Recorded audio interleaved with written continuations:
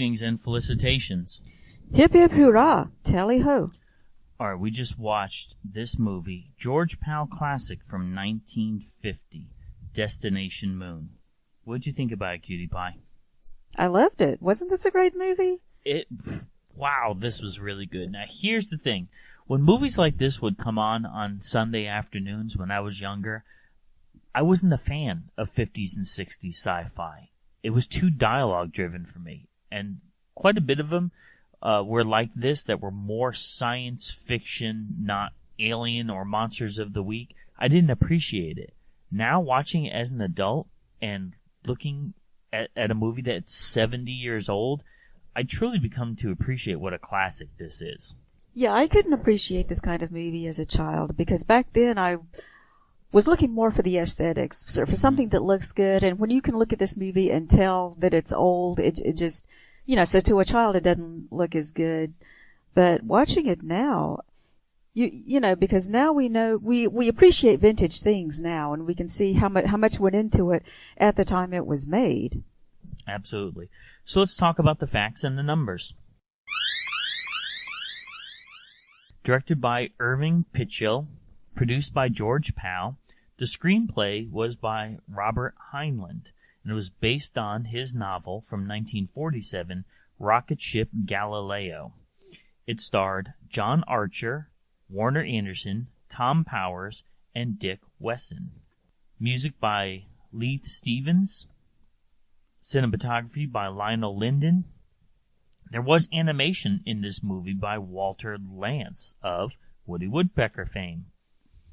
It was released on June 27th, 1950 in the United States with a running time of 91 minutes. The budget was $592,000 and it took in $5 million. So it definitely was a financial success. So people back then liked it. And so this was the first American-made science fiction movie. Major production movie. Absolutely, yes. And it dealt with practical scientific and engineering challenges, which was very different because, like we said previously, oftentimes science fiction, when it came to cinema, was Monster of the Week or something fantastic. This actually had some basis of reality. We could say it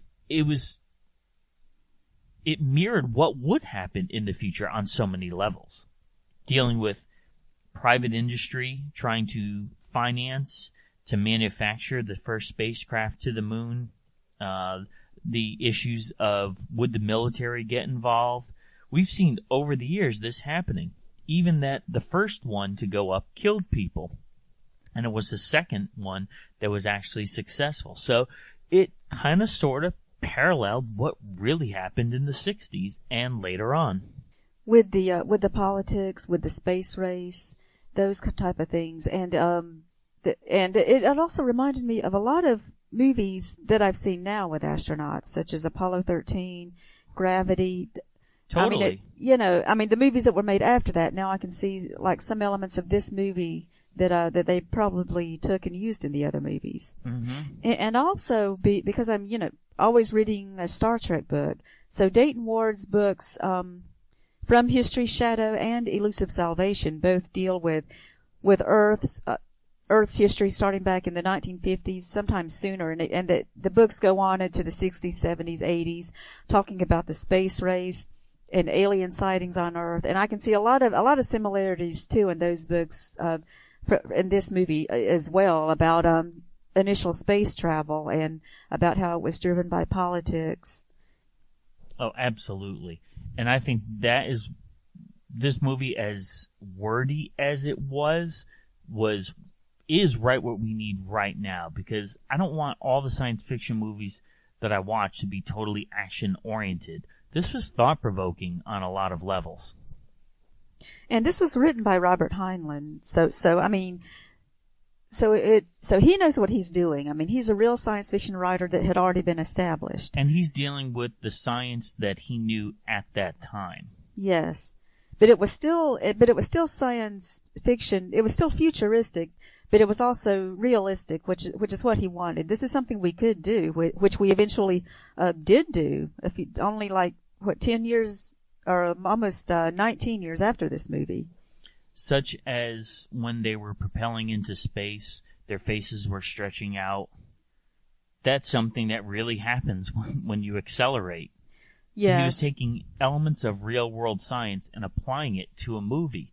We didn't really see that in this time period. We're talking 1950.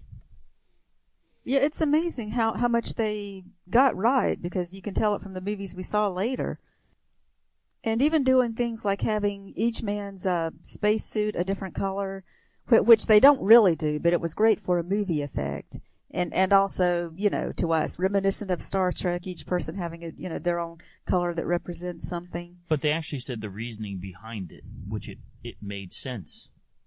That everyone could be identified from a distance yes. and against the moon, the bleakness of the moon. I thought that the matte painting that they used for the moon scene was absolutely beautiful. It was great looking at the moon in this movie. The thing is, when they first showed it up close, and then you see all those craters, but the thing is, you see how dark it is and how barren it is. I mean, it's wondrous, but it's also scary, because there's nothing there. We couldn't live there without bringing our own resources to it. And the whole concept, we have to get to the moon because battles are going to be fought in space, and we have to lay claim to the moon. I mean, when America first went to the moon, they put the American flag down. So, and we're looking at real world right now. Their satellites are floating all around us, and that's the next frontier. The final frontier is space. So we're seeing a lot of futuristic real world developments that were established in this movie. So even having the way they walked on the moon, and then it turns out, well, I mean, I guess they already knew that if we could get up to the moon, that's how you would walk, where you would do the one giant step each time. Mm-hmm. You float a little, then you step, and float a little and step. And it's almost like what we just saw on Lower Decks about the spacewalk. Mm-hmm. And having the gravity boots, or the magnetic boots.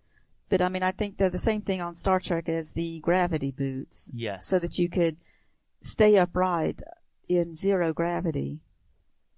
Now that effect actually, I think it had already been done in movies. There was a movie with Fred Astaire where he danced on the ceiling. Oh, that was great. Yes. So we know that rotating room concept has been done, but to use it for space, I thought was fantastic. Awesome idea, and still a great visual effect. Mm-hmm. And taking a selfie on the moon, was that prophetic? I mean... We both looked at each other and were laughing. We were like, wow. We thought that was more of a modern day thing of just take a picture of me doing this, take a picture of me doing this, Mm-hmm. take a picture of me doing this. So, yeah, that was great. And that truly is something that happens today. Yeah, when you're the first people on the moon, of course you have to take a picture. Uh-huh.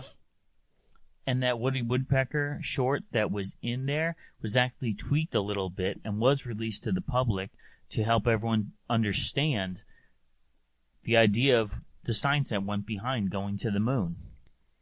That was such a great idea to put that in the movie. So now it gets explained to a regular audience. This is how we're going to build this rocket, and this is how it propels itself. And so now we're all like Woody Woodpecker. Oh, I understand now. Oh, this is great. Mm-hmm. Another piece of trivia it's frightening how close they got to real things. The spacecraft in this movie launched at 7:50 a.m. The actual trip to the moon in 1968, the Apollo 8 launched at 7:51 a.m. A 1 minute difference. How crazy is that? I mean, boy, they could time it. Now, of the film's budget, quite a bit of it was spent, or more than the budget was spent on publicity. Because the film's budget was roughly $600,000, but they spent $1.2 million on publicity. Wait, $1.2 million? It was considered a lost leader because they knew that they could make that money back. So they spent more on publicity than they did in the actual movie. People were interested in space at this time. It was, and it was so new. Space travel was such a new idea then. And Robert Heinlein was a technical advisor on the movie while it was in production. And he actually came up with some of the special effects techniques, which they were thankful for because it helped reduce the costs of promoting the film. So Robert Heinlein is talented on so many levels. He was a genius.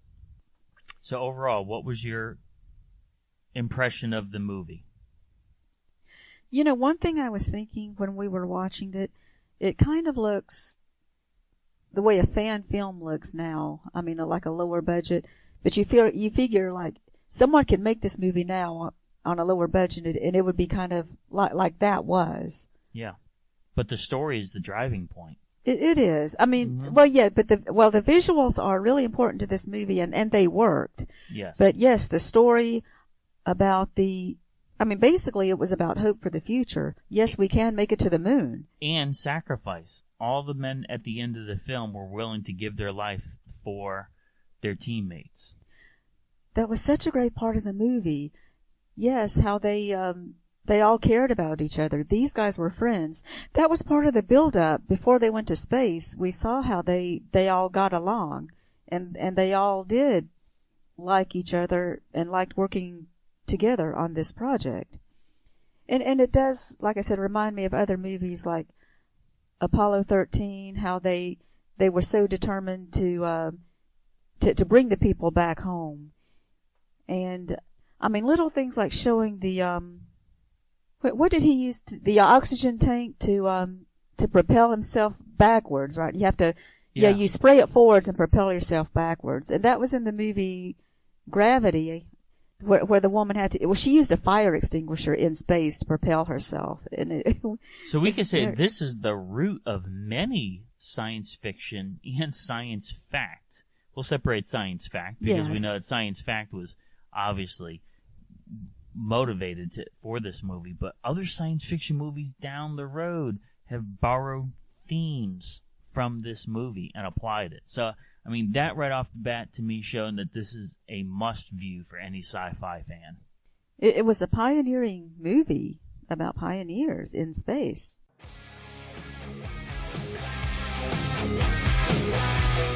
Thanks for listening. Make sure you hit that subscribe button and join our Facebook group. Live long, and may the force be with you. Nanu Nanu.